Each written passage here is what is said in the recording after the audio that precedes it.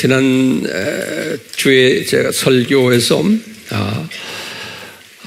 어떤 분이 댓글을 올린 것을 제가 보고요. 그 댓글에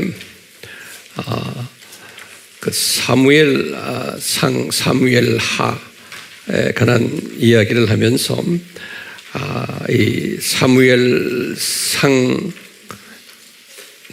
사무엘 하는 시대가 다른데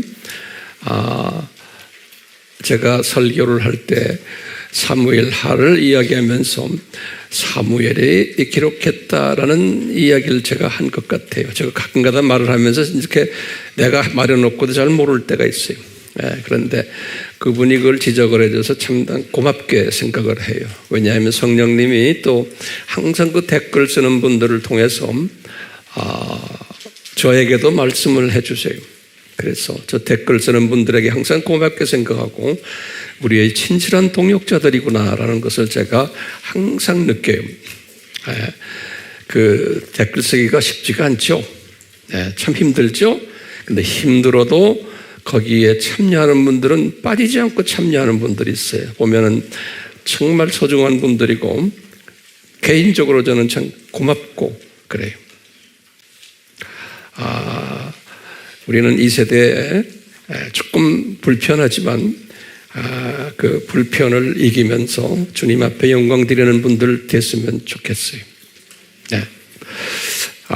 그런 그 댓글을 통해서 성령님이 나에게 말씀하시는 게 있어요. 뭐냐면 이거 좀 설명해 줘라 하는 거예요. 그래서 제가 간단하게 이 사무엘 상하, 열왕기 상하에 대해서 간단하게 설명을 좀 해드리려고 그래요. 노트에 잘 적으셨어요. 이걸 정리하시면 좋겠어요.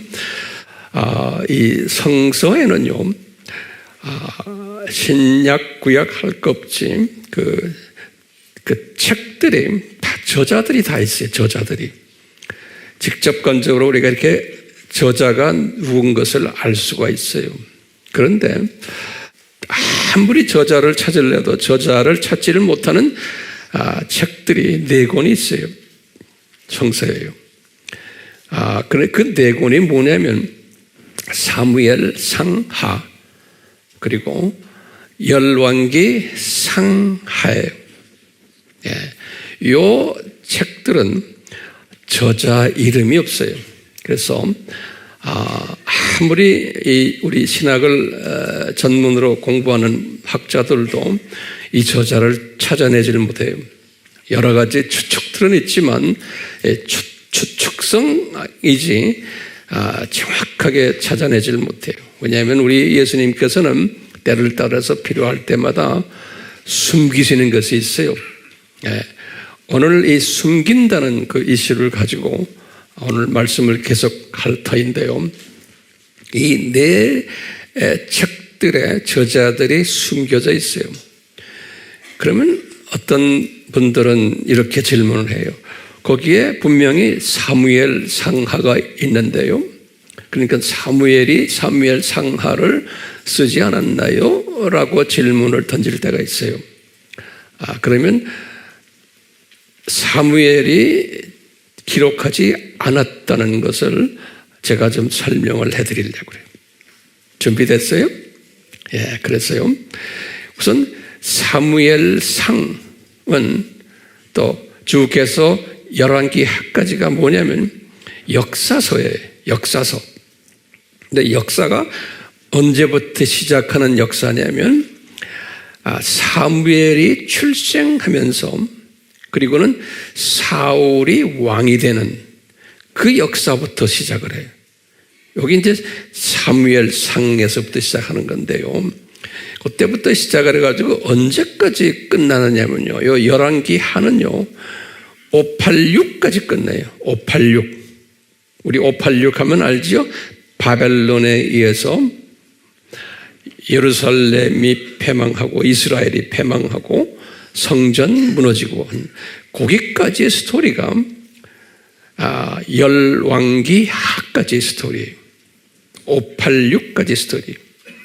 정확히 말하면 이 사무엘 출생이 주전 1105년이 사무엘 출생이 1105년에서부터 주전이에요. 586까지의 스토리. 586은 주전이죠. 1105년부터 586까지의 스토리가 사무엘상 하, 열왕기상, 열왕기하예요. 이 스토리가 역사 스토리. 여기 이제 정리됐어요? 그럼 조금 더 구체적으로 제가 좀 설명해 드릴게요. 그러면 사무엘상은 무슨 스토리냐?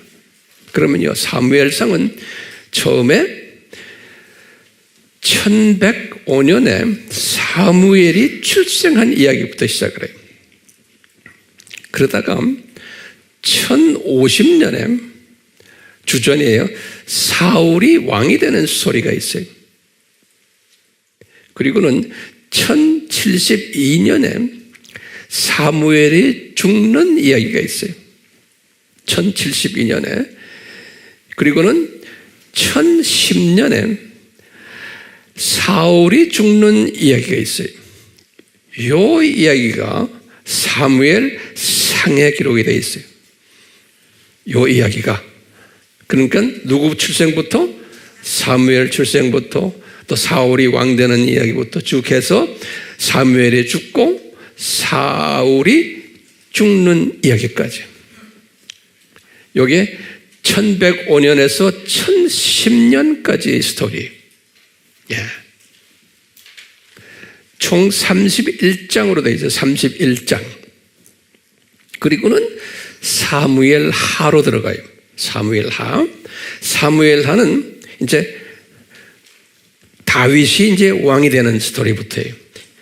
1010년이 이제 사울이 죽인 게 1010년이고 이제 다윗이 왕 되는 게 1010년이에요. 1010년에서부터 요 이제 다윗 이야기가 전체적인 사무엘 하 이야기. 이제 다윗이 이제 가나안 일부를 정복도 하고 또 다윗이 범죄했던 이야기도 11장에 보면 나오고 또 다윗이 회개하는 또 스토리, 또 다윗이 압살롬과 그 반대 세력들에 의해서 고생하는 이야기, 쫙 14장부터 22장까지 쭉 나와요.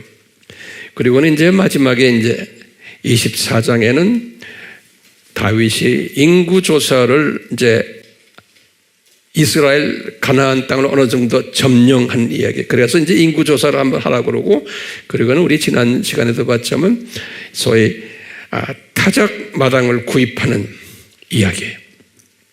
그까지가 사무엘 하 스토리. 타작 마당을 구입하는, 이제 요 다윗이 아직 죽질 않았어요.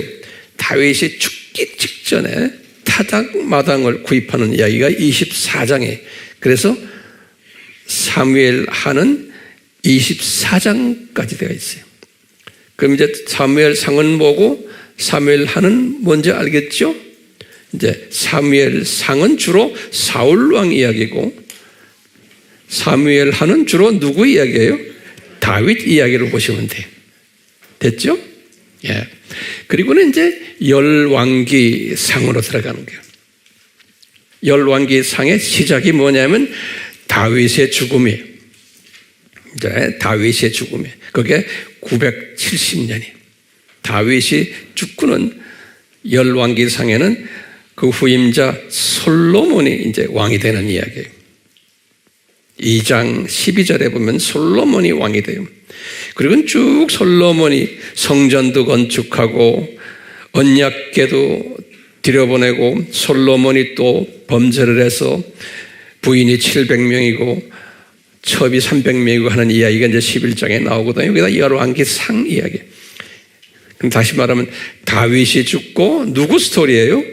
솔로몬 스토리가 열왕기 상이에요. 그래서 이제 솔로몬이 이렇게 하다가 솔로몬도 죽어요. 11장 42절에서 43절에 솔로몬이 또 죽어요. 이게 이제 남북이 그 후에 갈라지는 이야기예요.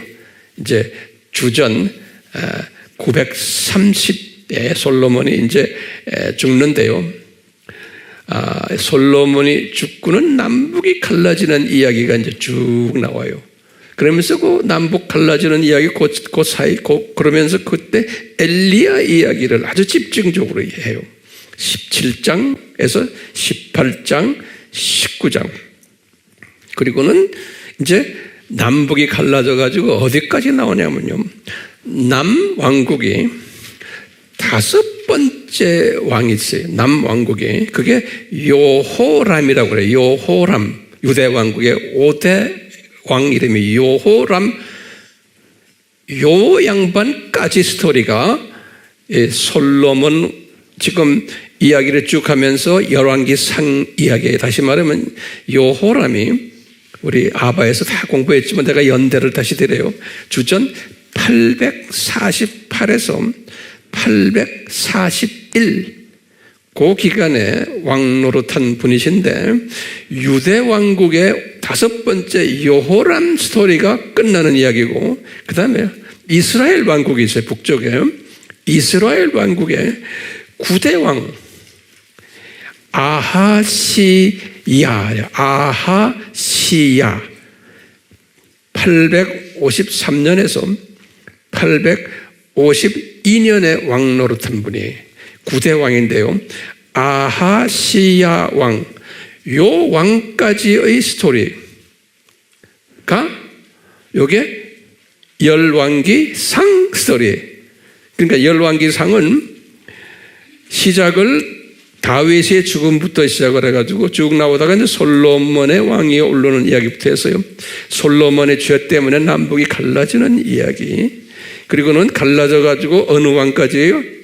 유대 왕국은 5번째 왕까지 이야기가 거기 다 기록되어 있고 이스라엘은 몇 번째?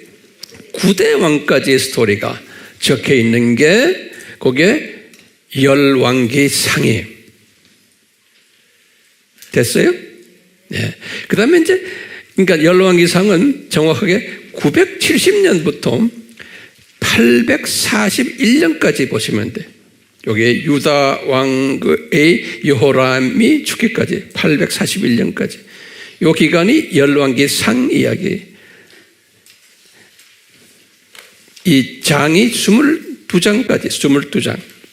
그리고 이제 마지막으로 열왕기 하 스토리. 열왕기 황은 25장이 있는데 이건 뭐냐면 시작을 뭐냐면 엘리야가 휴고당하는 이야기부터 시작을 해요. 근데 엘리야 휴고당하는 이야기를 잠깐 비치시고는 그 다음에 계속해서 유대 왕국의 이제 6대 왕 아하시야 왕이 이 왕부터 시작을 해가지고 유대 왕국은 20대가 누구예요? 시드기야 왕이죠. 20대. 597년에서 586년의 왕이에요. 요 586 사건이 끝나는 요 이야기까지 여기 20대 시드기야 왕까지 이야기가 열왕기 하에 있어요. 됐어요? 그러면 북쪽도 마찬가지. 북이스라엘은 10대 요람 왕 이야기부터 시작을 해요. 그래가지고 요람 왕은 852년에서 841년의 왕인데 요 요람 왕부터 시작을 해서 20대 호세아 왕이 20대 여기에 722년 사건이에요. 그래서 이 호세아 왕은 732년에서 722년까지 왕이거든요. 그래서 722 사건. 그러니까 722 사건으로 마무리하고 586 사건으로 마무리하는 이야기가 무슨 하요? 열왕기 하에 25장까지 있어요. 이제 시간으로 따지면 841년부터 주전 586까지의 스토리가 이렇게 적혀 있어요. 됐어요? 요 네 책이에요. 그런데 요 네 책이 저자 이름을 몰라요, 우리가요. 아무래도 몰라요. 아무도요. 그 이제 버젓하면 사무엘상 하는 사무엘이 썼다라고 생각하는데 알고 보면은 사무엘에 쓰질 않았어요. 우리가 그냥 억지로 생각하면 사무엘상까지는 사무엘이 썼을 가능성이 있지만, 왜냐하면 그 중간에 사무엘이 죽었거든요. 사무엘상 끝날 때쯤 돼서. 그래서 저도 상당히 예전부터 이게 혼돈스러웠어요. 사무엘이 안 썼다. 근데 문제는 왜 사무엘상하라고 이름을 붙였을까요? 이게 우리 질문이에요. 사무엘에 쓰질 않았는데. 그러면요, 이 문헌들을 이렇게 보면은, 이게 구약 아닙니까? 구약 때 우리가 70인역 기억나세요? 주전 한 200년 전후에요. 70인역에서 본래 이 사무엘 상하는 둘로 갈라진 게 아니고 한 권이었어요. 한 권이었는데 이 70인역에서 이분들이 두 권으로 이렇게 분리한 거예요. 두 권으로. 예. 분리해가지고 그분들이 그 당시에는 사무엘 상하라고 부르지 않고, 뭐라고 부르냐면, 영어로는 그랬어요. The first book of kingdoms. 그랬어요. 그러니까 나라의 킹덤은 왕국이죠. 제1왕국, 그 다음에 second 왕국, 이런 식으로 불렀어요. 요 70인역에서. 그리고 또 나중에 한 300년, 한 4세기 때 와가지고 제롬이라는 사람이 신약에 와서요. 이 사람이 책을 불게이트라고 그러죠. 우리가 불가타 성경이라고 그러잖아요. 이 사람이 제롬이라는 사람은 이름을 또 첫 왕, 그 다음에 두 번째 왕들, 이렇게 first kings, 그 다음에 second kings, 이렇게 이름을 붙였어요. 이렇게. 예.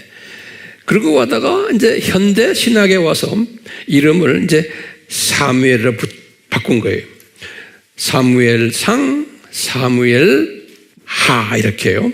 이제 불게이트 지나가지고 정확하게 누가 했는지 모르지만 이름을 그렇게 바꿨어요. 그러면 이제 우리 질문이 있는 게, 왜 사무엘에 기록하지도 않았는데 이름을 이렇게 사무엘로 붙였을까? 라면 이제 우리 이제 짐작하는 거예요. 저도 이제 짐작을 하는 거예요. 이렇게 이걸 가지고 저도 묵상을 많이 하고 이제 대화를 많이 해요. 저도요. 그런데 이제 딱 성령님이 주시는 게 뭐냐면, 사무엘 이분이 사울을 사역한 사울을 상대로 사울이 왕되도록 사울에게 꾸중도 주시고 한 주님이 사무엘이 직접 하지 않았지만 사무엘이 또 성령님에 의해서 하셨지만 사무엘을 통해서 사울을 인물 만든 분이 사무엘이고, 또 사무엘을 통해서 다윗이 사무엘상에서는 왕 되기 전에 준비 작업을 하도록 다 한 분이고, 나중에 또 다윗이 왕 되는 일은 나중 일이거든요. 왕 되기 준비 작업까지 한 사무엘상에서는, 사무엘 하에서 이제 다윗이 왕 됐잖아요. 그렇기 때문에 이제 우리가 보는 이 사무엘이 그 중요한 왕 두 분, 사울과 다윗을 잘 영적으로 섬겼고 관리했던 분이었기 때문에 아마 이분을 높이는 의미에서 이분 이름을 붙여주지 않았나, 이렇게 우리가 그냥 한번 상상을 해보는 거예요. 더 이상 저에게 물어보지 마세요. 이제. 예. 한 가지는 분명한 것은, 성경에는 요 네 성경책은 저자가 있다 없다? 저자가 없다. 이렇게 이제 알고 계시면 되겠고, 그 순서를 꼭 외우셔야 돼요. 그 순서를. 됐어요? 예, 그렇게 정리해 주시길 바라요. 자, 우리 계속해서 우리 이 이스라엘의 그 성전과 관계되는 이야기인데, 제가 지난주 설교한 것을 칼럼에다가 잘 나름대로 정리를 해드렸어요. 그 정리한 것들 이렇게 잠깐 보면요, 이 솔로몬 성전이 자리가 어떤 곳인가라고 질문을 던졌을 때 우리가 뭐라고 그랬어요? 분명히 어디다? 에덴 동산 중앙자리다. 이렇게 다시 한번 정리를 하세요. 중앙자리다. 이렇게 우리가 봤어요. 그러면 그 에덴 동산의 중앙자리가 그게 우주의 중심이고 지구의 중심이고 그리고는 거기가 아담 타락의 중심이고 그리고 예수님의 십자가 회복 중심이었다라고 우리가 이제 지금까지 공부를 해왔어요. 그 일로 인해서 아담이 시간 세계로 떨어진 거예요. 아담이. 그래서 시간 세계로 떨어지면서 환경의 변화가 지진이 일어나고 지형 변화, 기후 변화. 그래서 이 환경이 변화된 이야기. 그것을 우리가 지금 이 세상 또는 창조 목적 학교.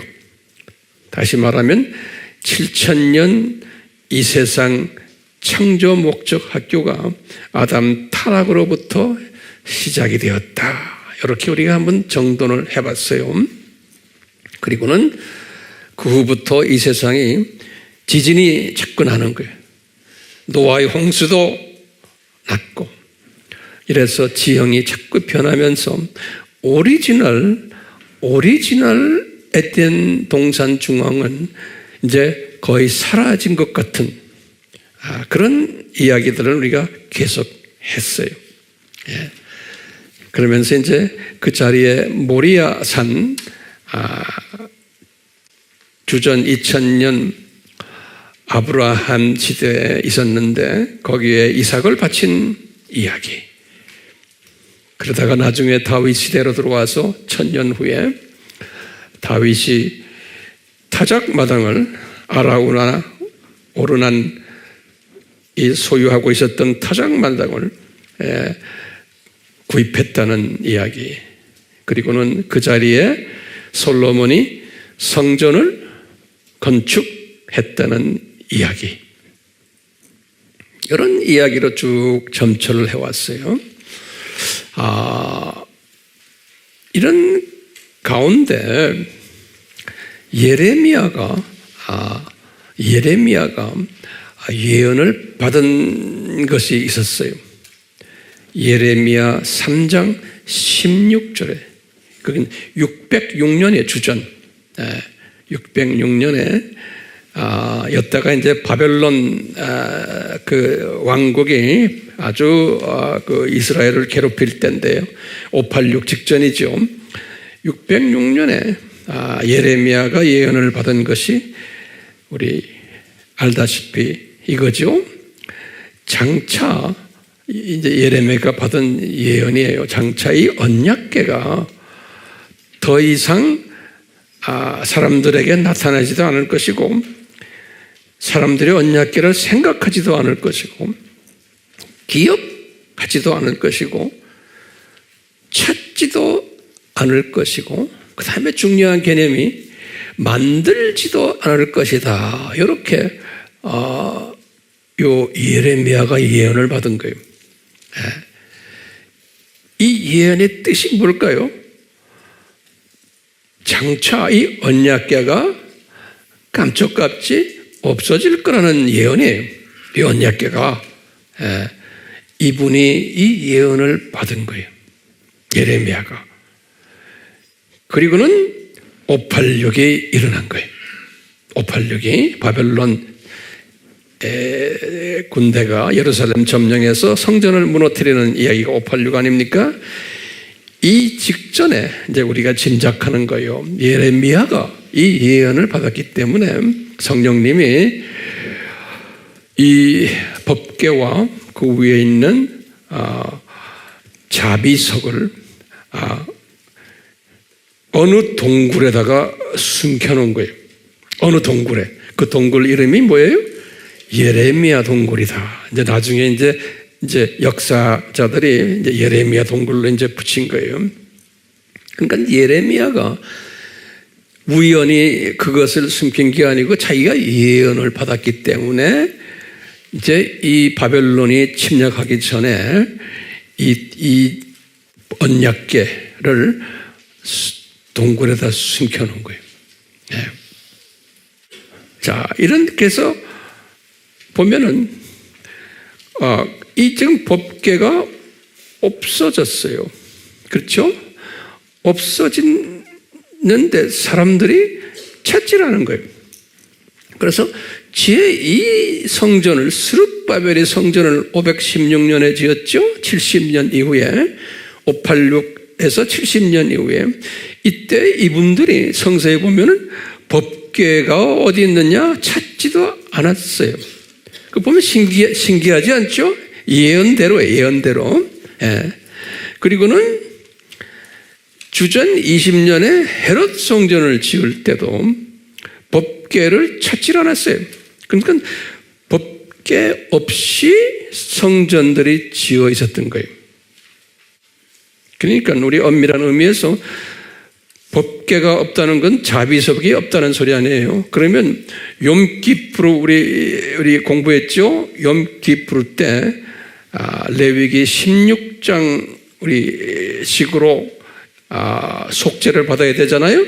그러니까 이 16장에 의해서 레위기 16장에 의해서 우리 자범죄가 용서를 받으려면 피가 어디까지 가야 돼요?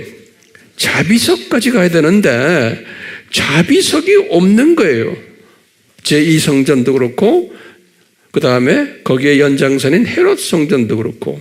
그러니까 엄밀한 의미에서는 우리 예수님의 시각에서는 이분들의 자범죄가 용서가 될 수 있었어요? 없어요?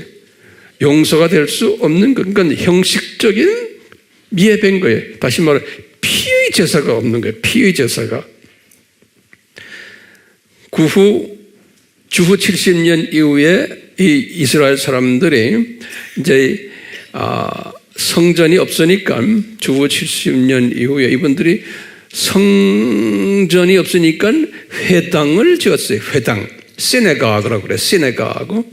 그래서 성전은 예루살렘 한 곳에만 있는데 이분들이 디아스포라로 흩어졌기 때문에 시네가그로 전 세계에 퍼져버린 거예요.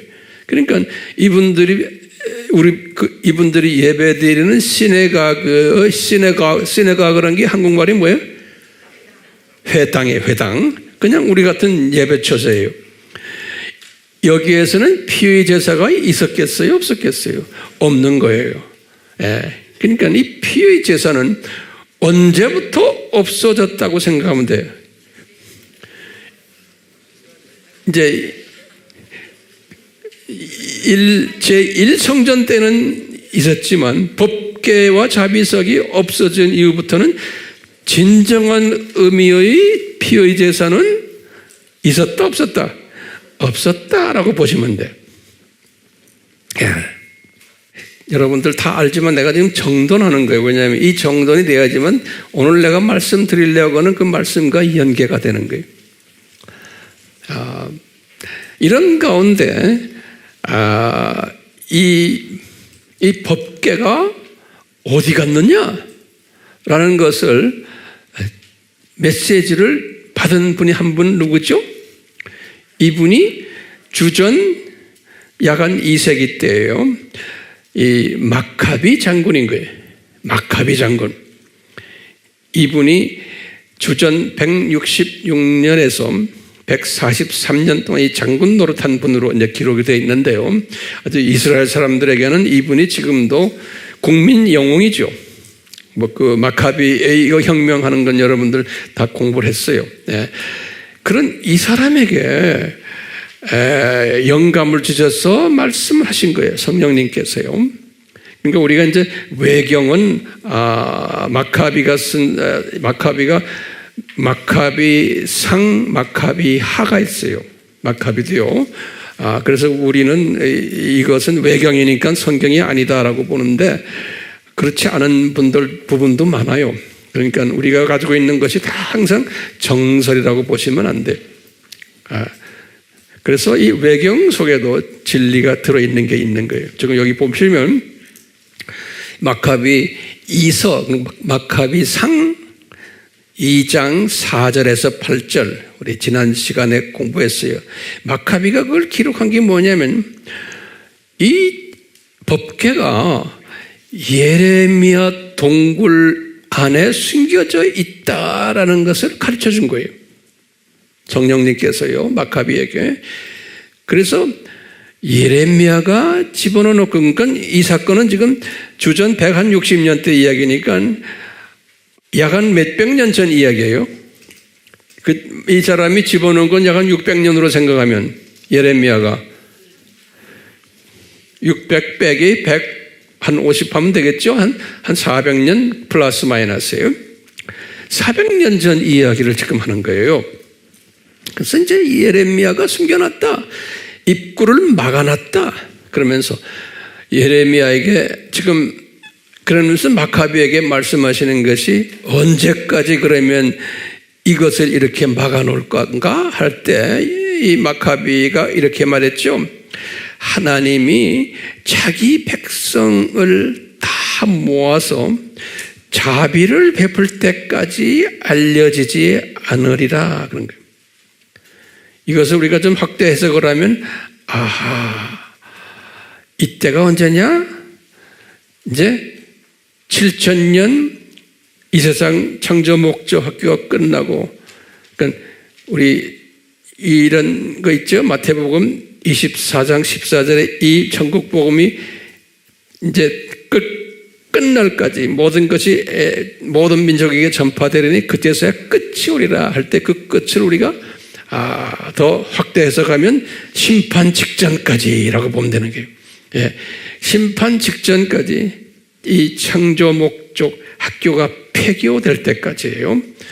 이때까지 이 법궤를 찾지 못하리라. 이렇게 우리가 이제 확대 해석을 한번 해보면 되겠어요.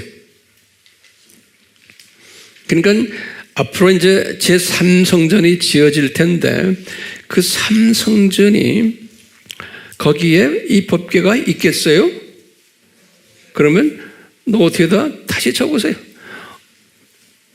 법궤를 찾지도 못하고 이 법궤를 그 제3성전에는 없을 거다라는 거예요. 예.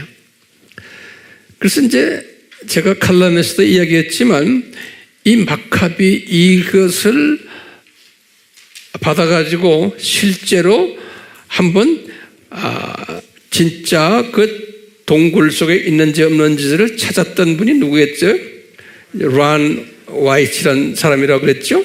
예, 그 사람 이야기는 여러분들 다 알잖아요. 그래서 이분이 들어가서 진짜 찾아본 거예요. 예, 찾아보니까 그분에 의하면은 이 예수님이 죽으신 장소가 요 예레미야 동굴, 그래서 그분이 보니까 딱 위로 올라다 보니까 뭐냐면 지금의 그 이스라엘에 우리 가봤지만 그 버스 정류장이 있어요. 버스 정류장 그 위에 이제 시장 바닥이 있는데 그 바로 위가 요 예레미야 동굴 속에 숨겨놓은 법궤 자리고 피가 내려왔던 자리라는 거예요. 그러면 어떻게 피가 내려올 수 있었을까? 예수님이 십자가에서 죽으실 때. 그러니까 뭐냐면 우리 참 성경 보면 기가 막히죠. 예수님이 십자가에서 탈레스에서 피를 흘리실 때 뭐가 있었어요? 지진이 일어난 거예요. 그래서 땅이 갈라지고 그랬다고 그랬어요. 그러니까 주님께서 아주 정확하게 십자가에서 피를 흘리시면서 그 땅이 갈라진 거예요. 땅이 갈라지면서 예수님의 피가 그 밑으로 다 내려오도록 그렇게 다 철저하게 디자인하신 거예요. 그리고는 예수님이 부활하실 때도 또 지진이 일어났어요. 마리아와 여인들이 예수님 무덤에 갔을 때 보니까 마태복음 28장 2절에 또 지진이 일어났어요. 그러니까요, 예수님이 십자가 사건 때도 마태복음 27장에 보면 51절에 보면 나와요. 십자가에 달렸을 때 땅이 흔들리면서 지진이 일어났다. 땅이 오픈됐다고 돼요. 그 말은 뭐예요? 예수님의 보혈이 땅 밑으로 내려갔다는 거예요. 마태복음 몇 장 몇 절이요? 27장 51절에. 나중에 이제 성경 열어보세요. 그리고는 마태복음 28장 2절에는 마리아가 3일 후에 무덤에 찾아갔을 때 또 그런 일들이 일어났다고 기록이 되어 있어요. 근데 그것을 누가 지진을 일으키느냐? 그러니까 마태복음 28장 2절엔 그랬어요. 주의 천사가, 그러니까 천사 한 분이 지진을 일으킬 수 있다라는 거예요. 그러니까 천사 한 분이 우리나라 남북도 다 통일시킬 수 있고 북한의 저 팀들 하루아침에 그냥 끝낼 수 있겠어요? 없겠어요? 있죠. 우리 성서 역사를 보면 그래요. 하나님의 때가 되면 또 그런 때가 올 거예요. 자, 그러면요. 이제 제3성전이 어디에 지어져야 되는가예요. 이제 제3성전이 우리 지난번에도 봤지만요.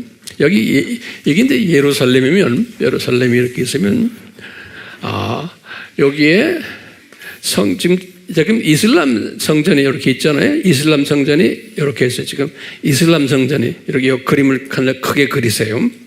이슬람 성전에 있고 여기가 이제 겟세마네 동산이고 여기가 감람산이고 그렇죠? 그리고 이 밑에가 여기가 이제 다윗성이에요. 요거 지금 이스라엘의 바위 성전과 알-악사 성전이 이렇게 있어요. 그리고는 우리 예루살렘에 갔다 오셨지만 요 성전 요 벽 여기에 이게 여기 뭐라고 불러요? 이걸 여기 통곡의 벽이에요. 통곡의 벽.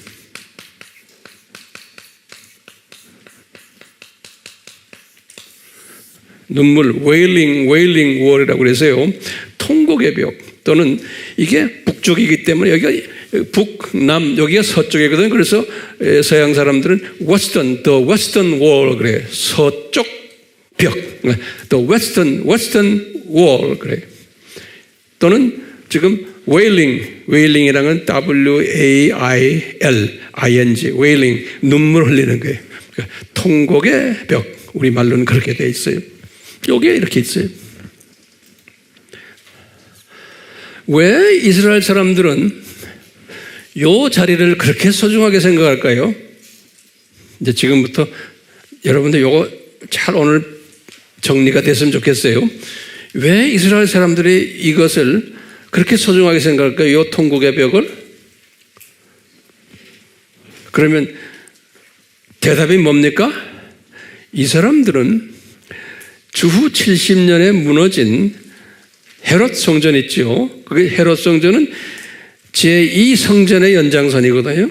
제2성전이 516년에 지어진 스룹바벨 성전이죠. 스룹바벨 성전의 연장선으로 다시 재건축한 거예요. 주전 20년에. 그게 헤롯 성전이거든요. 그래서 헤롯 성전도 제2성전의 연장이라 보는 거예요. 그래서 이제 앞으로 지을 성전을 제3성전이라고 하는 거예요. 자, 그러면 유대인들은 주 70년에 무너진 요 헤롯 성전이에요. 요 헤롯 성전의 일부가 요 통곡의 헤롯 성전에 다 무너졌는데 요 벽만 남아있다는 거예요. 벽만. 이 벽인데 벽이 여기 남았다고 보는 거예요. 그러니까 요 벽을 뭐라고 보냐면 헤롯 성전에 또는 제2성전에 남은 하나의 부분이다 보는 거예요.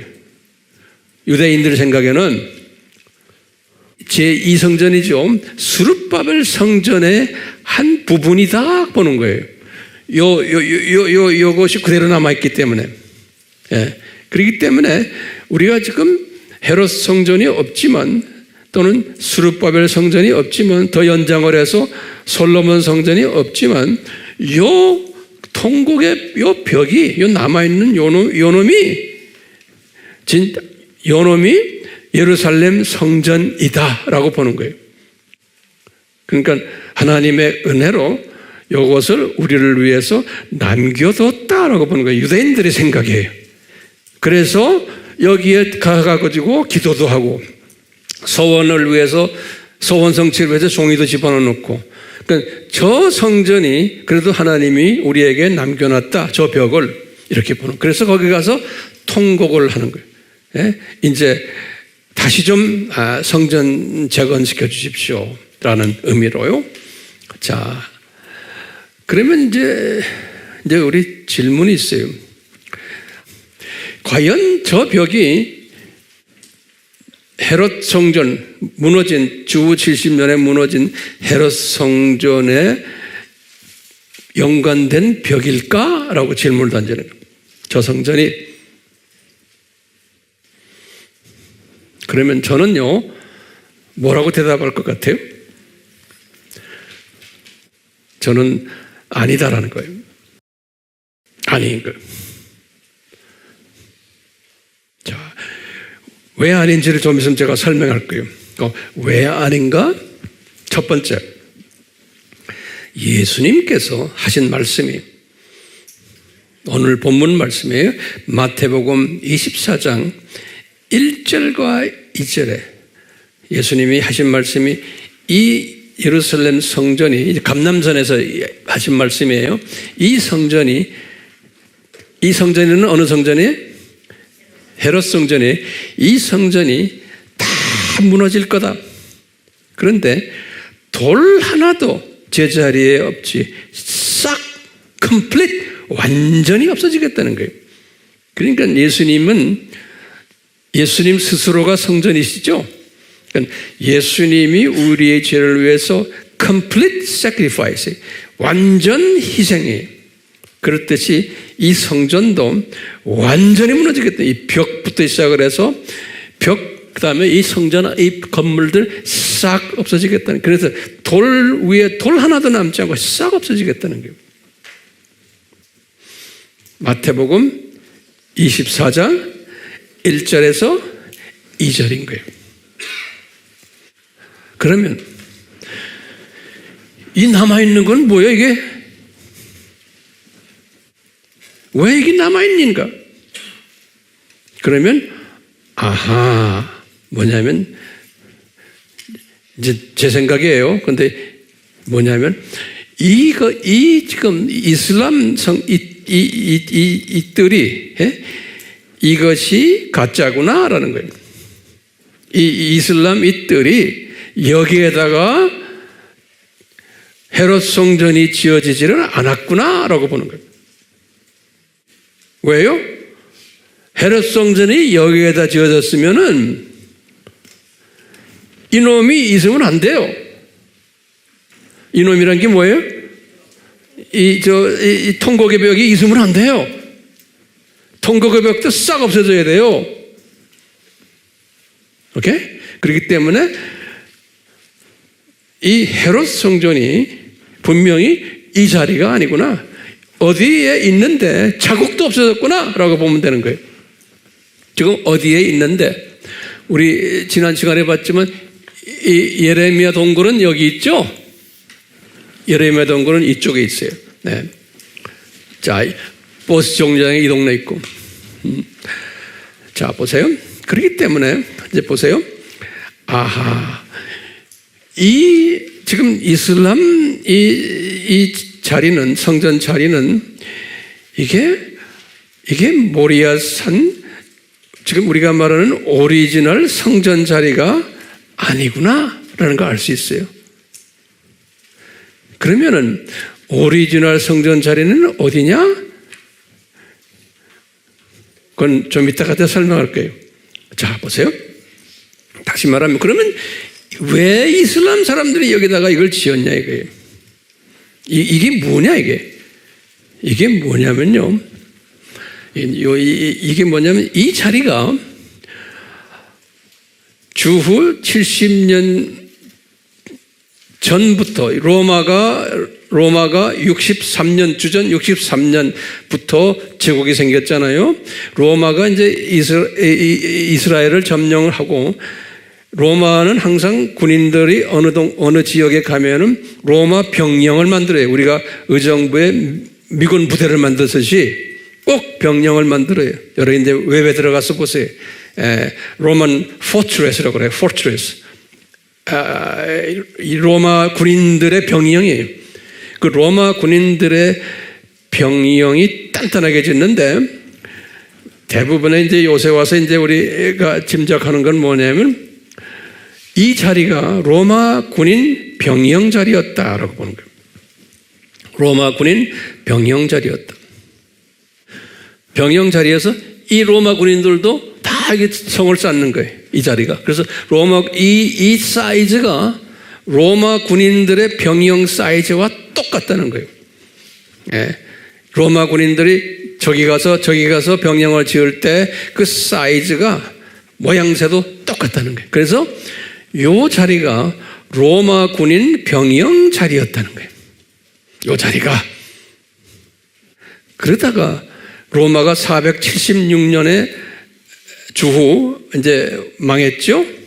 476년에 로마 제국이 망한 후에 이제 병사들도 다 떠나고, 그래서 이 자리가 다시 이제 하나의 그냥 허허벌판이 되어버렸겠죠. 그러면서 이제 이런 벽도 남아있고, 이런 데에 이제 이슬람 전통에 의하면 마호멧이 밤에 가브리엘 천사와 이 메디나에서 말을 타고선 와서 여기에 앉았다가 여기 지금 저 바위에 앉아서 그러다가 이제 낙원으로 올라갔다는 자기네 전설 있잖아요.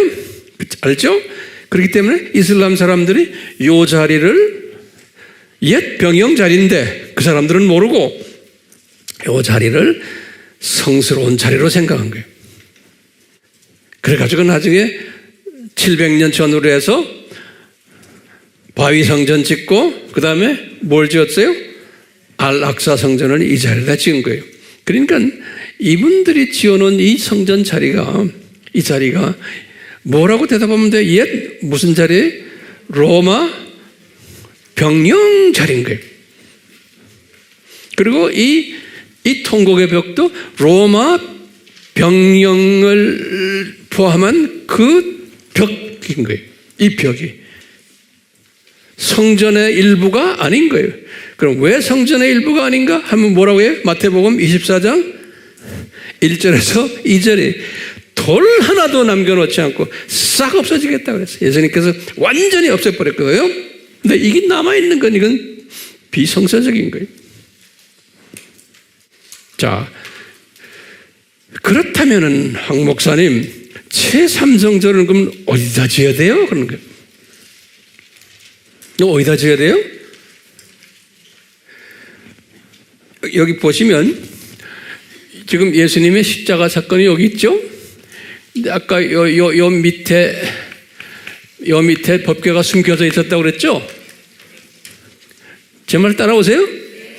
그러니까 법궤가 여기 숨겨져 있다는 말은, 요 말은 무슨 말인가 하면, 요 말은 오리지널 어디라는 거예요?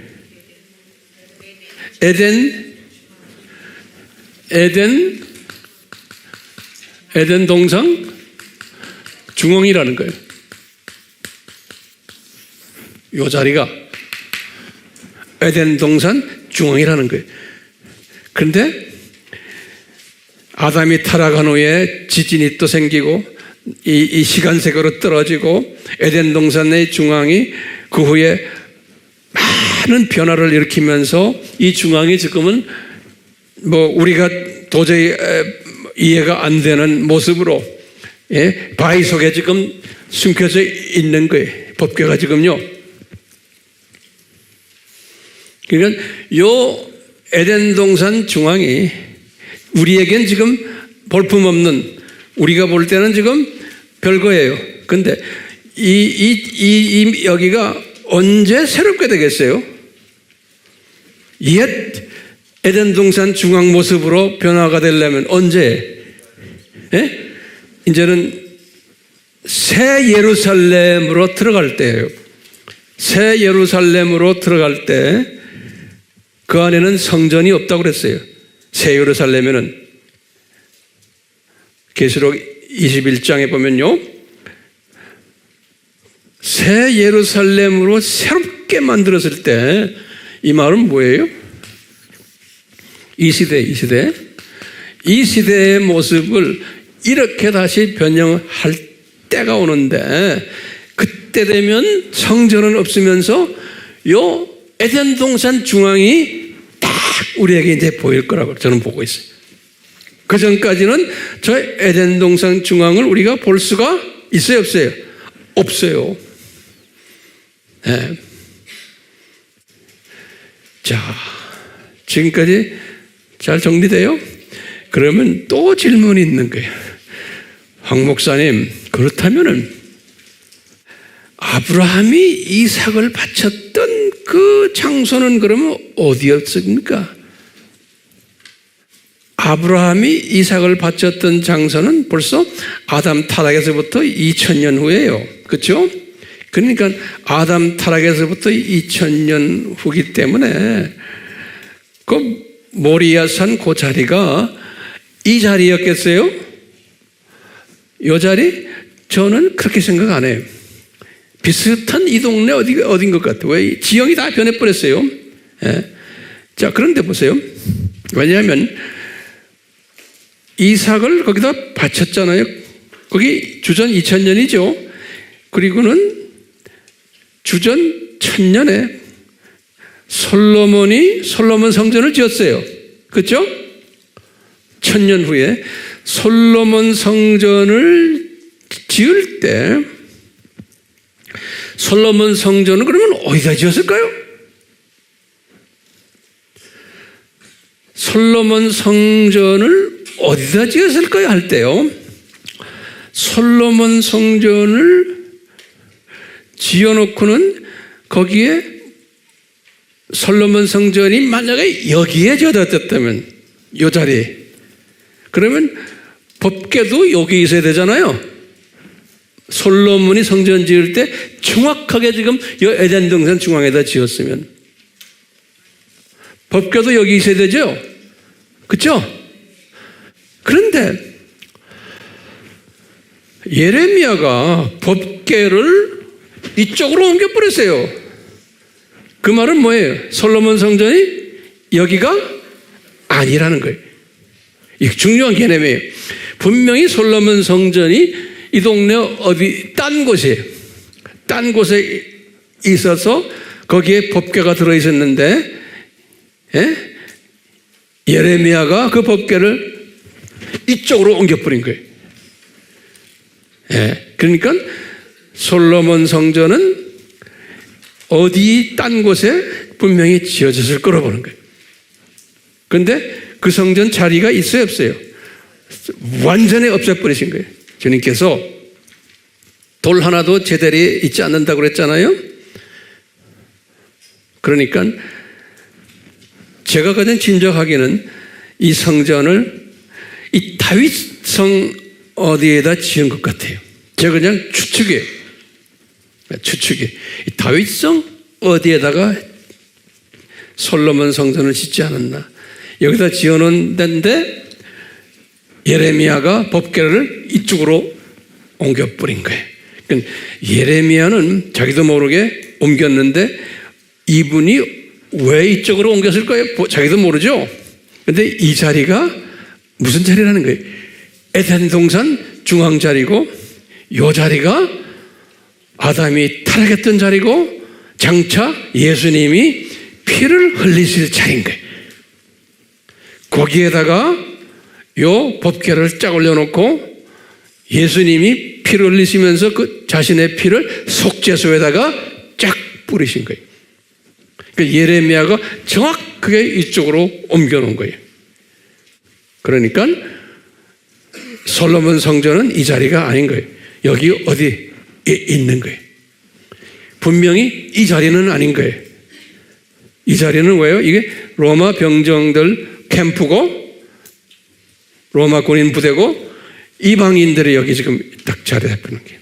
그러니까 우리 예수님께서 자기가 십자가에서 못 박힌 그 소중한 보배스러운 자리에 이방인 친구들 거기다 짓게 만들어 놓겠어요?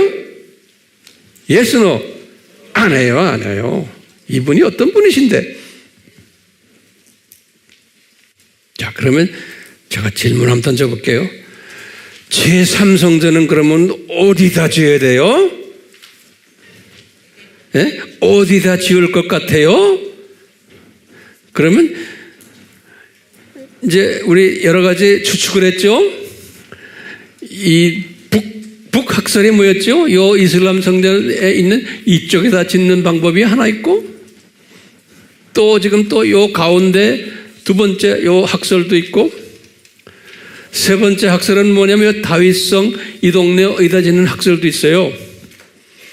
네. 또 요새 와서는 또 이 동굴 근방 어디에다가 짓는 방법도 있다라고 또 가정을 하는 분들도 있고 많아요. 여러 가지 지금 학설들이. 그러니까 여러분들이 황 목사님 그러면 황 목사님은 어떻게 생각하세요? 나도 몰라요. 어디다 할지. 그렇지만 어디다 하든 관계 없어요.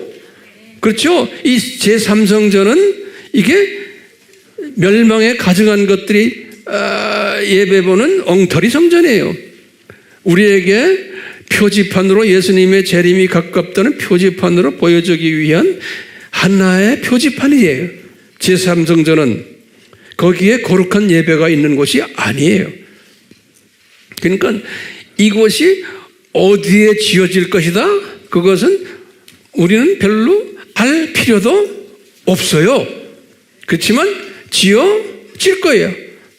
편한 곳에. 그래서 예전에 지금 말씀했지만 요 다윗성 여기에 지을 가능성이 있는 게 이스라엘 정부에서 여기에 있는 개인 집들을 다 구매하고 있대요. 그런 이야기 우리 지난번에 이스라엘 갔을 때 가이드가 그런 말 했죠. 예. 그러니까 지금 가장 가능한 부분이 이 지역이에요. 이쪽은 뭐 집도 많고 뭐도 많고 복잡해요. 그러니까 가장 가능한 것이 이 지역 같아. 왜 그러냐면 우리 계시록 11장 1절에서 2절에 요한이 본 게 있죠. 성전이 지어진 것을 요한이 본 거예요. 제3성전이 그 성전이 지어진 것을 딱 보니까 이방 성전과 나란히 같이 있더라 그랬어요. 이방 성전과. 그러니까요, 이방 성전은 이슬람 성전 아니에요? 이슬람 성전과 나란히 지어져 있더라 그랬어요. 제3성전이 계시록 어디예요? 11장 1절에서 2절이에요. 그러니까 나란히 하니까 여기 이야기도 여기 이야기도 하고 그러는 거예요. 근데 이제 요새 와서는 여기 이야기가 지금 이쪽 다윗성 이야기가 강력하게 지금 또 나타나는 후보 중에 하나예요. 강력한 후보 중에 하나예요. 자, 그러면요. 제가 이제 여러분들에게 심각하게 질문을 좀 던지려고 그래요. 준비됐어요? 이 준비된 질문도 잘 적어 놓으세요. 예. 그러면 왜 우리 예수님께서 요 오리지널 에덴 동산 중앙이에요. 타락이 시작된 것이고 회복이 된 것이에요. 저 장소를 왜 숨겨 놓으셨나요? 예. 물리적으로도 지금 숨겨놨지만 대부분의 하나님의 자녀들이 이 부분을 잘 몰라요. 대부분의 하나님의 자녀들이 제가 지금 설명하는 이 부분들을요. 예. 왜 숨겨놓으셨나? 그러면 거기에 대한 답을 우리가 찾아내야 돼요. 왜 이분이 숨겨놓으셨나? 그러니까 저 자리가 그러면 넘버원이에요. 저 자리가 엄청 거룩한 자리이기 때문에 그런 거예요. 저 자리가 왜요? 저 자리에서 타락이 일어났고 회복이 일어났던 자리예요. 저 자리가. 그걸 더 우리식으로 말하면 창조 목적 학교를 개설하는 자리예요. 저 자리가. 예. 그리고는 교장 선생님이 거기에 이제서 이 일을 진행할 것을 다 계획하신, 다시 말하면 하나님의 마음이 숨겨져 있는 자리예요. 저 자리가. 다시 말하면 하나님의 자녀들을 창조 목적을 거기 절대성과 중요성을 가르쳐 주시기 위해서 결정하시고 그것을 하시기 위해서 삼위 하나님의 마음을 거기다가 집어넣은 아주 보배로운 거룩한 장소예요. 네. 그렇기 때문에 저 장소를 피조물들이 그냥 쉽게 알게 하지를 않으시는 거예요. 우리 피조물들은 뭐든지 쉽게 가지면은 인간의 속성이에요. 그 가치를 모르게 돼 있어요. 그 마음을 모르게 돼 있어요. 하나님의 뜻을 모르게 돼 있어요. 쉽게 가지면. 우리 인간은요. 그렇기 때문에 만약에 자기가 우리가 쉽게 받았어요. 아, 저것이 저런 것이구나. 쉽게 받았으면 인간은 제가 볼 때 그래요. 인간은 금방 떨게 돼 있어요. 조금 알면은 내가 이제 좀 안다고, 제 잘났다고 금방 떨게 돼 있어요. 우리도 똑같아요. 조금 이제 이런 비밀을 조금 알고 나면 금방 떨 사람들이 분명히 있어요. 금방 떨면 안 돼요. 더 겸손해져야 돼. 하나님의 그 마음을 깨닫고, 예? 이 되게 보면 적당히 조금 좀 아는 사람은 지가 똑똑한 것처럼 하고는 금방을 떨게 돼 있는 게 인간이. 그러니까 절대로 우리 아미 식구들은 금방 떨면 안 돼요. 이럴 때일수록 이 깊은 하나님의 신비가 여기에 숨겨져 있구나. 예. 그렇기 때문에 예수님은 우리 인간의 이성으로 이해를 못하는 부분을 예수님이 성경에는 신비라는 표현을 썼어요. 그분에게는 신비가 아니에요. 그렇지만 우리에게는 신비인 거예요. 하나님의 자녀들인데도. 그래서 미스터리라는 단어를 썼어요. 이건 뭐냐면 우리 하나님의 자녀들이 그 하나님의 깊은 마음을 이성으로 소화를 못하게 디자인되어 있기 때문에 그래요. 그래서 하나님이 그 단어를 쓰셨어요. 신비라는 단어. 그래가지고 하나님의 자녀지만 이 전지하신 하나님이 뭐라고 그러냐면 내가 이런 것들은 신비라는 단어를 내가 사용한다 그러는 거예요. 너희들을 위해서. 그러면서 예수님이 사용하신 신비 단어가 뭐예요? 첫 번째, 하나님의 신비라는 단어를 쓰셨어요. 이것은 뭐예요? 창세전에 십자가를 디자인하셨다는 거예요. 이것은 하나님의 신비다. 바울에게, 요한에게 말씀하셨어요. 그게 신비예요. 그러니까 아무나 알아듣는 게 아니에요. 하나님의 자녀라고 그래서 인간이 이 자유의지, 인간 책임을 항상 이야기하는 하나님의 자녀들은 이 신비를 믿지를 못하고 이 신비 이야기하면 자꾸 스트레스 받아요. 왜? 어떻게 하나님이 이렇게 하실 수 있냐고. 그렇기 때문에 이 예정적 하나님의 디자인을 믿는 사람들에게는 이것이 가능하지만 인간의 노력과 자유의지와 인간의 이성을 중시하는 사람들에게는 이 신비라는 단어가 스트레스를 주는 단어예요. 그 그릇이 그만큼 되지를 못해요. 자, 그래서 하나님이 신비라는 단어를 주신 게 첫째가 뭐예요? 하나님의 신비, the mystery of God. 이건 창세전 십자가 사건 신비. 두 번째 신비는 그리스도의 신비. 창세전에 유대인들이 눈이 감길 것을, 이것을 디자인하신 것을 그리스도의 신비라 그랬어요. 우리 다 공부했잖아요. 세 번째 신비는 뭐냐면요, 하나님 나라의 신비. 이것을 예수님께서 마태복음 13장에 7가지 비유를 가지고 설명했어요. 하나님 나라의 신비. 이거는 7000년 이 세상이 어떻게 될 것인 것을 가르쳐 주시는 신비. 마태복음 몇 장이에요? 13장이에요. 그래서 마태복음 13장에서 예수님이 하신 말씀이 있어요. 기가 막힌 말씀을 했어요. 잘 들으세요. 예수님이 그랬어요. 이 신비는 너희들에게만, 제자들이에요, 너희들에게만 이해하고 소화할 수 있도록 디자인되어 있다 그러는 거예요. 하나님의 자녀라고 해서 모두가 다가 아니에요. 너희들에게만 소화하고 디자인되도록 내가 만들어놨다. 이 말은 뭐냐면 제자들, 소수의 남은 자들이에요. 하나님의 특별히 은혜를 받은 사람들에게만 이 신비가 소화되도록 되어 있다는 거예요.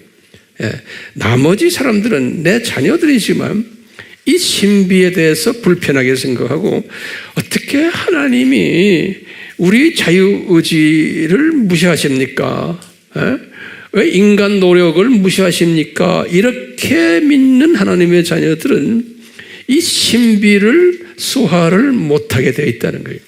그러니까 하나님의 신비라는 건 주권적인 일방적인 하나님의 디자인이에요. 그렇기 때문에 소수의 사람들만 이 미스터리를 소화할 수 있다라고 마태복음 13장 시작하면서 쭉 설명했어요. 제가 이야기할 필요가 없어요. 여러분 다 알아요. 지금 몇 가지 신비예요? 하나님의 신비, 그리스도의 신비, 하나님 나라의 신비. 됐죠? 그러면서 지금 오늘 우리에게 말씀하시는 것은, 우리 지금 우리는 지금 무슨 신비를 지금 공부하고 있어요? 에덴 동산 중앙의 신비예요. 에덴 동산 중앙의 신비를 지금 우리가 공부하고 있어요. 이게 무슨 말? 왜 이것을 숨겨놓으시고는, 이 신비는 소수의 하나님의 사람들에게만 하나님이 계시해 주시는 거예요. 다수의 하나님의 사람들은 이런 계시를 줘도 소화를 못하는 거예요. 그리고는 이것 때문에 스트레스를 받는 거예요. 그리고는 나 이거 이해가 안 돼요. 내가 아무리 해도 이해 안 돼요. 안 되게 되어 있는 거예요. 그걸 가지고 가끔가다 우리 댓글에도 그런 사람들 있잖아요. 죽어라고 해도 내가 이해가 안 됩니다 하는 사람은 그대로 놔둬야 되죠. 주님께서 핸들하셔야지 우리가 못해요. 저도 못해요. 우리 지금 아미 팀들은 제가 볼 때 이 신비를 수호하는 분들이, 초이성적인 분들이 지금 여기 와 앉아 있고 우리 지금 영상으로 지금 공부하고 있어요. 그러면 질문이 있는 거예요. 황 목사님, 이런 분들, 이런 신비를 수호하는 분들은 어떻게 됐길래 이렇게 신비를 수호합니까? 그러면 뭐라고 대답해요?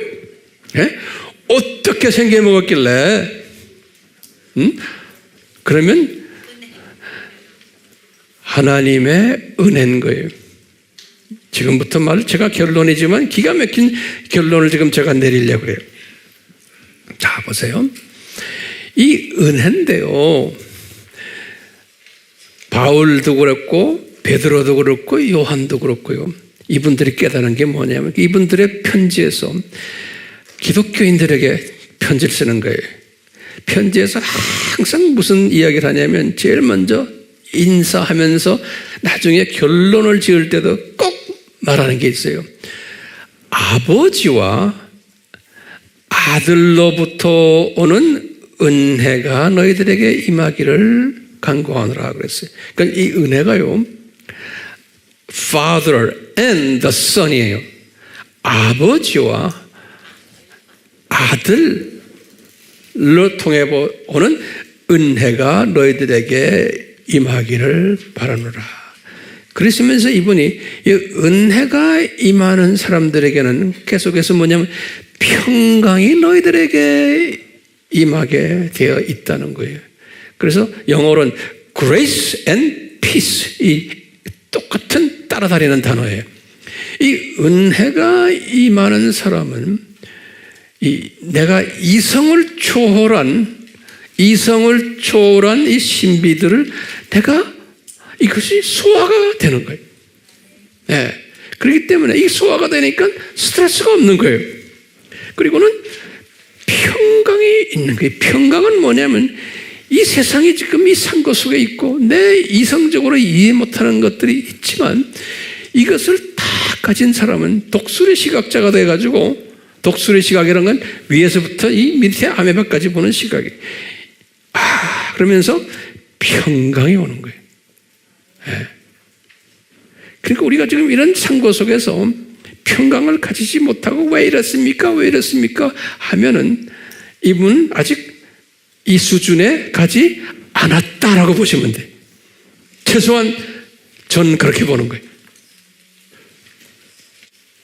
자, 이 은혜를 받은 사람은 누구한테 받아요? 아버지와 아들로부터 오는 은혜예요. 네. 바울의 편지는 매 편지마다 이 말을 썼어요. 그런데 실제로 그 당시에 기독교인들이 이 은혜와 평강 속에 있었던 분들은 많지 않았어요. 아주 소수였어요. 소수지만 꼭 썼어요. 왜냐하면 바울 자기 자신을 위해서도 이 말씀이 필요한 거예요. 저도 마찬가지거든요. 네. 그래서 이 은혜를 받은 사람은 이 생각이 달라지도록 어떻게 하냐면요, 이 중요한 게 은혜를 받은 사람은 소수예요. 이 시각이 달라지기 때문에 이 시각을 다르게끔 어떻게 하냐면 성령님이 도우세요. 이 은혜가 성부와 성자를 통해 왔잖아요. 근데 실제 우리 삶 속에서 실제로 이 은혜를 사용하도록 하시는 분은 성령님이세요. 그래서 이 성령님이 우리의 이성과 자유의지를 발동케 하세요. 예. 그러니까 성령님이 나의 이성을 만지시고 나의 자유의지를 만지시면서 성령님이 가르쳐 주시고 감동케 하시고 인도하시고 그러시는 거예요. 그러니까 이 미스터리, 지금 이 에덴 동산 중앙의 이 미스터리, 저 신비를 성령님이 나에게 주셔서 내가 깨달아야지 인간의 의지로는 안 돼요. 성령님이 나에게 이것을 조직적으로 이해하도록 가이드해 주시고 성령님이 감동 주시고 이해해 주시고, 이게 진짜 정말 하나님이 하시는구나 이렇게 깨닫게 하시는 거지. 황 목사님이 아무리 설명을 해도 못 듣는 사람은 못 들어요. 그래서 저는 볼 때 우리 팀들은, 우리 아미 팀들은 분명히 성령님이 감동을 주시는 분들임에 틀림없어요. 그러니까 매주마다 이 어려운 이 성경 말씀을 더 듣겠다고 오시잖아요. 네. 인간 책임을 강조하고 자유의지를 강조하는 사람들은 대부분의 기독교인들이에요. 알메니안주의가 대부분이에요. 그런 사람이 필요한 거예요. 주님의 시각에서 보면. 그러니까요, 이런 사람들은 그러다가 인간 책임론을 항상 생각하는 사람들은 예수님을 찬양을 하면서도 항상 스트레스가 있어요. 왜? 내가 해야 되는데. 예? 항상 심각해요. 책임감 때문에. 내가 안 하면 주님이 기뻐하지 않으시는데. 그러니까요, 항상 갈등이 있어요. 그러니까 삶이 고달파요. 예수님께 맡기지를 못해요. 왜냐하면 내 책임 때문에. 대부분의 기독교인들은 그렇게 살다가 주님한테 가도록 예수님이 디자인하셨어요. 그러니까요, 은혜에 깊이 들어가지를 못하도록. 은혜에 깊이 들어올 때 이것이 내 자랑이 아니고 성부 하나님이, 예수님께서 나에게 은혜를 베푸셨구나. 그리고 성령님이 이 모든 것을 다 인도하시는구나. 이렇게 믿는 사람은 평강이 있는 거예요. 이 평강이 있는 사람은 모든 사람을 다 안아줄 수 있어요. 저 사람은 저 정도 그러시구나. 분량이 저렇구나. 모양새가 저렇고 다 안아줄 수 있어요. 이런 사람은 뭐를 해도 예수님, 저는 무익한 종입니다. 예수님이 여기까지 이끄셨잖아요. 저도 마찬가지. 황 목사를 이 나이 될 때까지 주님이 지금까지 이끌어 주셨는데, 주님, 저는 내 뜻대로 한 것이 아무것도 없습니다. 앞으로도 계속해서 이끌어 주십시오. 그런데 요 근래 와서는 이런 생각이 들어요. 예수님, 만약에 예수님이 늦게 오신다면 모세처럼 저도 앞으로 한 40년을 더 주님 섬기면 어때요? 그래. 모세도 불리움받아서 40년을 주님을 섬겼어요. 그 어려운 광야 환경 속에서. 병원도 없었는데. 이 신비를 깨달은 사람은, 다시 말하면 은혜를 받은 사람은 몇 가지 특징이 있어요. 이런 사람들은 이런 신비를 딱 이야기를 하면은 의심하지 않아요. 신기하게. 제가 이렇게 사람들하고 이렇게 대화해보면서 가르쳐보면 그래, 선교지가 똑같아요. 의심하지 않고요, 그것을 이성적으로 비평하지 않아요. 똑똑한 사람들인데도. 그러면 이 사람 은혜 받은 사람이구나. 아무리 똑똑한 사람이라도 이런 신비를 이야기하면 그대로 받아주는, 우리 선교지에 가면요 똑똑한 사람 많아요. 이런 사람들 딱 이런 걸 설명하면 딱 받아고 막 우는 사람도 있어요. 보면 이 은혜 받은 사람이구나. 은혜 받은 사람이구나. 제가 여러분들에게 왜 이런 설명합니까? 여러분들, 이성을 초월한 이 신묘막측한 예수님의 계획에 무릎을 꿇는 사람이 되어야 돼요. 그것은 내 힘으로 안 되는 거예요. 그렇기 때문에 우리는 뭐라고 그래요? 예수님, 저에게 은혜를 베풀어 주시옵소서.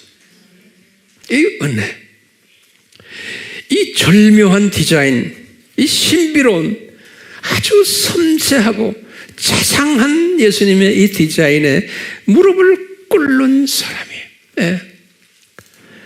그렇기 때문에요, 여러분들, 이런 신비, 소수의 사람들만 받을 수 있는 이 신비를 안 받아도 괜찮아요. 몰라도 괜찮아요. 이 설교 소화 못해도 괜찮아요. 이거 나 도저히 용납 못하겠습니다. 이런 사람 많아야 돼요. 괜찮아요. 이런 사람 그러다가 다 주님 나라에 나중에 가세요.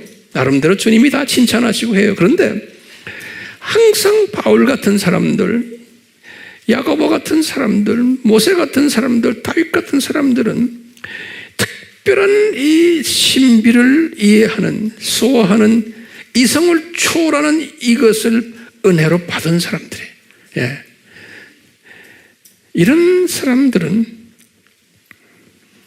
우리가 부름받아 나선 이 몸 찬송가 있죠? 이 찬송이 부담이 안 돼요. 우리가 이제 이 찬송을 부를 텐데 이 찬송이 부담이 안 돼요. 네. 이 찬송이 부담이 되지 않도록 성령님이 나를 이렇게 자유롭게 이끄세요.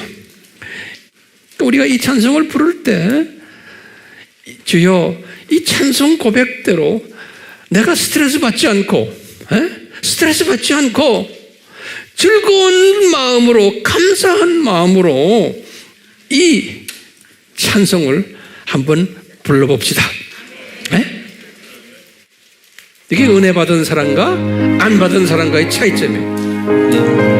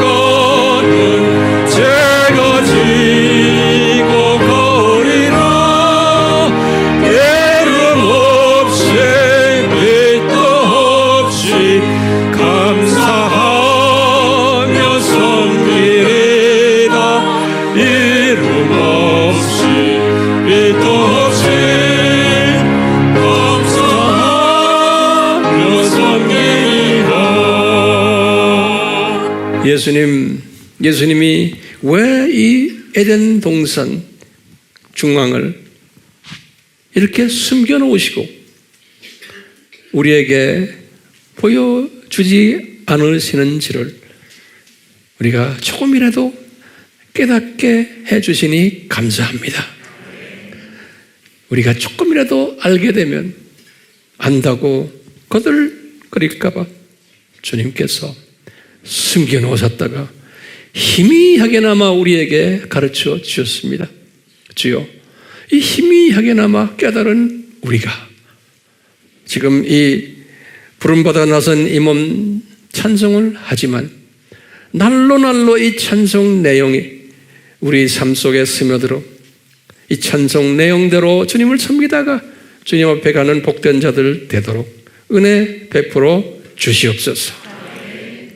삼위 하나님의 은혜 베푸심과 평강 베푸심이 우리에게 항상 있기를 예수님의 이름으로 축원하옵나이다. 아멘.